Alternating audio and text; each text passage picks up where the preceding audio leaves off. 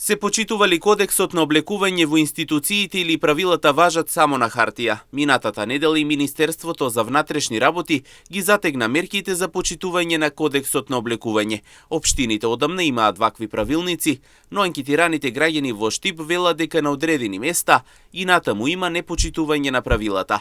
Тврдат и често може да се забележи несоодветно облекување и кај вработените и кај странките кои ги посетуваат институциите. Според нив, особено во летниот период, може да се забележат кратки здолништа, влечки, тренерки и друга облека која не доликува за местото. Сметаат дека правилата треба да важат подеднакво за сите и доследно да се почитуваат.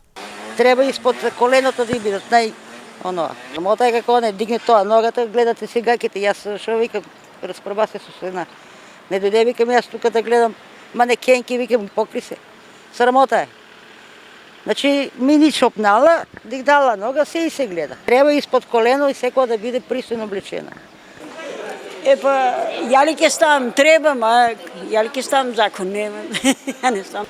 Носат човек, то прв ли ќе криеме. Треба закон за тие, да.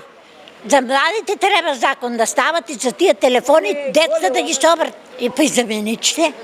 Ајде, да. Не знам кај треба, вие младите знаете дека треба да се пријави. Треба е, како не треба. Личи на секси. Минич. Тоа е ептен безобразно, значи не постои вакви глупости. Правилата постојат, но прашањето е колку се почитуваат. Граѓаните имаат поделени мислења, но се согласуваат дека институциите треба да изгледаат професионално и пристојно.